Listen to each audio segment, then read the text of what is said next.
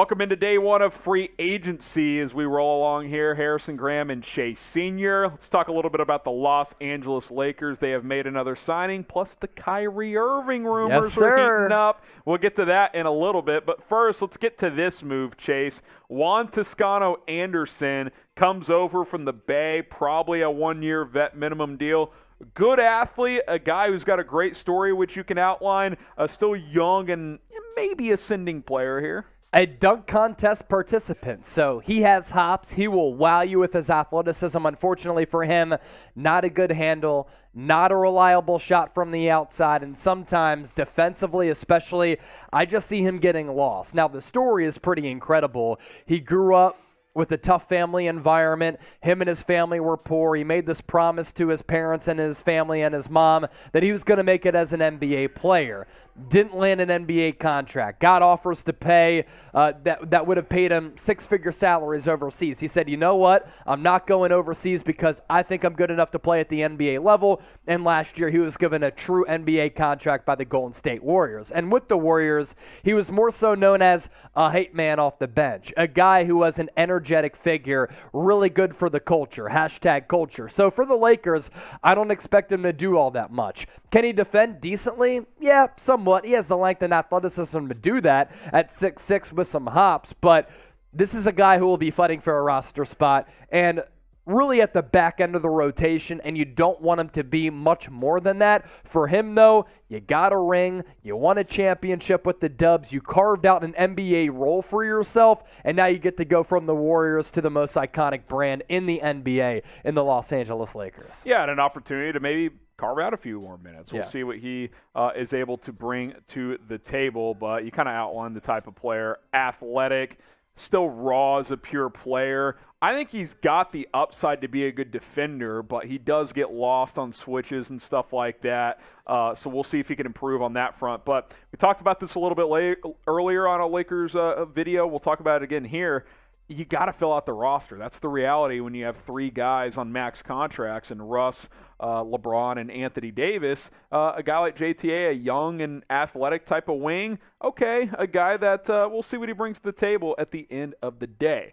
Grade the signing of Juan Toscano-Anderson, ABC DRF.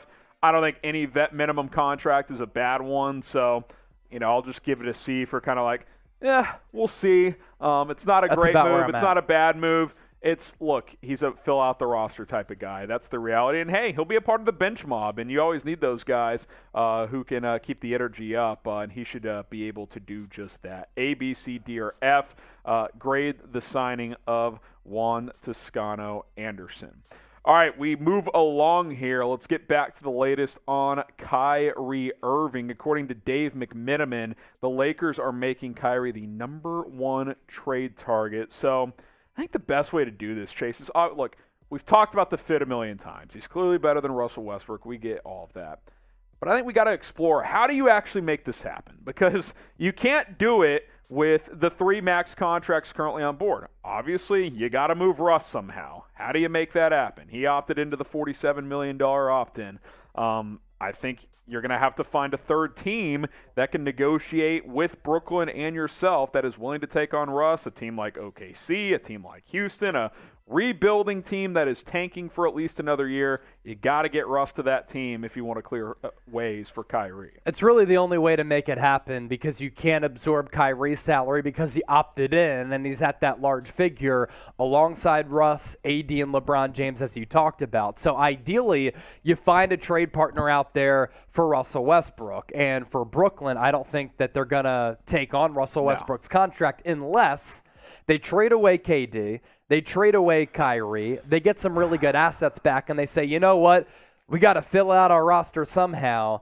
Let's at least sell some tickets, because some people out there still want to watch Russell Westbrook play. Ross Simmons, the worst shooting starting 5 Let's in NBA. bring him on. Nick Claxton, oh my God. Let me throw this out there as well. With the legal situation that's come down on Miles Bridges, are the Charlotte Hornets not willing to pay him $25 to $30 million per year? And if that's the case and they want to get better and they want to bring in some star power and a guy in Russ who can still play at a decent level, do they then become that third trade partner Jordan for loves Russell him. Westbrook? We know that. Yes. They have a great Jordan relationship. Likes him. Jordan brand relationship is certainly there. That's really the only scenario. Or you trade away Anthony Davis. But I want to see a trio of Kyrie, AD, and LeBron James. So you've got to try to find a way to trade away Russell Westbrook. That's so hard. Opts in $47 million on the books for this upcoming year for a declining player. That is what is standing in the way from Kyrie coming to the Lakers. Now, if he opted out and signed that mid-level exception, it would have been made possible. But as you said at the time, you called that bluff and you called that smoke. Exactly. Do you want to trade for Kyrie Irving? I think the Lakers are the one team I would say yes. If you can get Russell Westbrook out, why I just for want to yes see Kyrie back with LeBron. And for no, yeah, and see if they can rekindle some of that magic. And if you think about the big threes LeBron has played with, it's always been a guard that can run and gun with him, D-Wade or Kyrie, and a big AD. Kevin Love, Chris Bosh are kind of recreating that similarity there. So why for yes and for no do you want to trade for Kyrie Irving? Look, we know this is a special talent, a special player.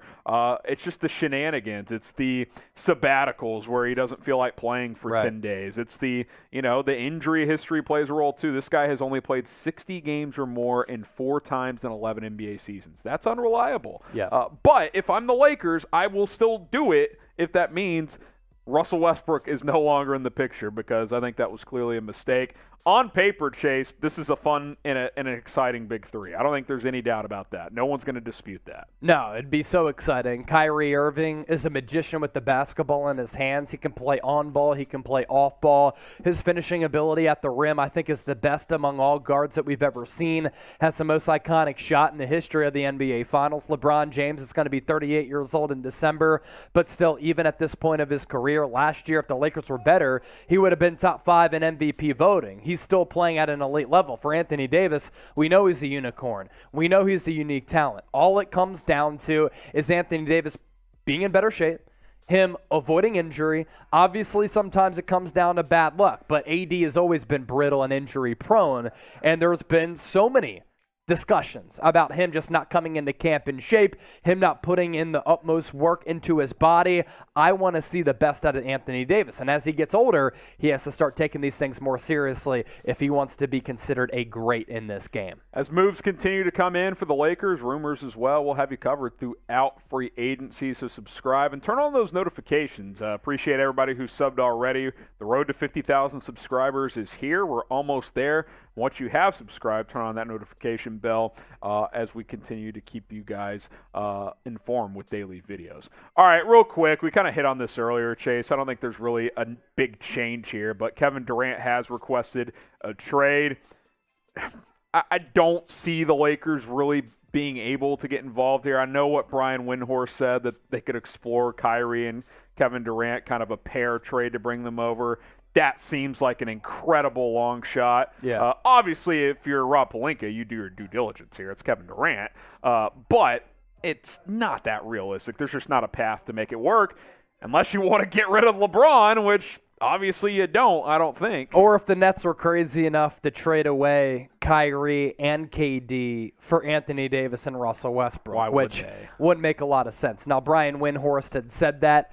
I think he more so meant it from matching salaries, because those salaries would match just about. Kyrie makes sense. It's not realistic to bring in KD or KD and Kyrie. But let's look at realistic stuff and what actually happened. That's the Lakers free agency tracker. We'll get you caught up on everything that the Lake Show have been able to do. Damian Jones, I think that's a really good value deal. Vetman for a guy who had his best year of his career last year as a former first-round pick back a couple years ago. Lonnie Walker the fourth, 1 year, $6.5 million. Troy Brown Jr., not really much there than Juan Toscano-Anderson, 2 pieces to fill out the bench. That right there, your Lakers free agency tracker. If you love the Lakers, you like our coverage, you want to be informed and entertained on everything going down with the Lake Show, just hit that red subscribe button or plug in that link, youtube.com/LakersTV.